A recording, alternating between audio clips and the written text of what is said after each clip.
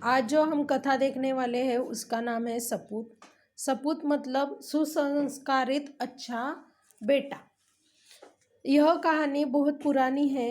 फुलोरा नामक एक आदर्श गांव था। गांव में हर तरफ स्वच्छता थी।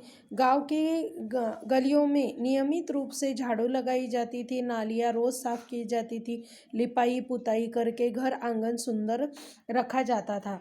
परिसर में बड़ी संख्या में पेड़ पौधे थे। कुएं का पानी निर्मल रखने के लिए सभी आवश्यक सावधानियां बरती जाती थी। पनघट स्वच्छ और सुसज्जित था। यह कहानी एक फुलरा नाम के गांव से शुरू होती है। यह बहुत ही आदर्श गांव था, अच्छा गांव था। वह एकदम साफ सुथरा स्वच्छ रहता था। उस गांव में रोज नियमित रूप से गलियों में झाड़ू लगाई जाती थी, नालियां भी रोज साफ की जाती थी। हर घर लिपाई पुताई करके आंगन सुंदर रखा करता था।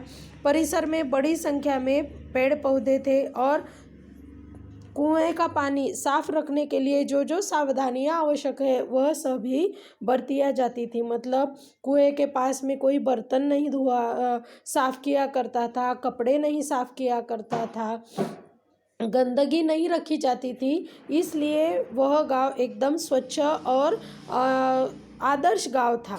एक दिन पनघट पर 3 स्त्रियां पानी भर रही थी। वे अपने अपने लाडलों के गुण का बखान कर रही थी। एक बोली, बहन, मेरा सपूत बड़ा विद्वान है।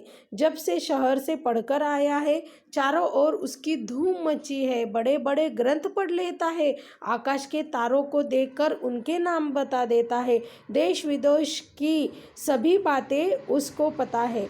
और एक दिन क्या हुआ कि पनघट पर 3 स्त्रियां अपने अपने बच्चों का गुणगान गा रही थी।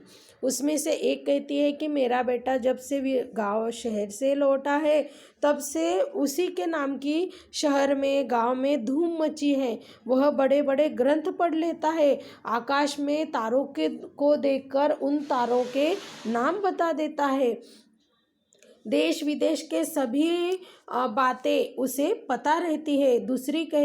दूसरी को भी जोश आ गया और उसने झट से आगे बढ़कर कहा, अरे सखी, मेरा लाल जैसा बलि तो 5 गांवों में देखने को नहीं मिलता है।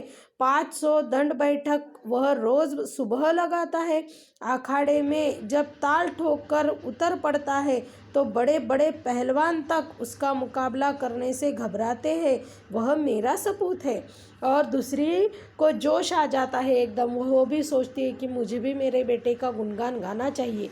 और वह कहती है, तुम्हें पता है, मेरे बेटे जैसा लाल तो किसी का नहीं है। इस 10-5 गाँव में तो देखने को भी नहीं मिलता है। इतना वह शक्तिशाली है कि पूछो मत। रोज 500 दंड बैठकें लगाता है। अखाड़े में जब ताल ठोकर उतरता है तो बड़े बड़े सुरमा पहलवान उसे घबरा जाते हैं।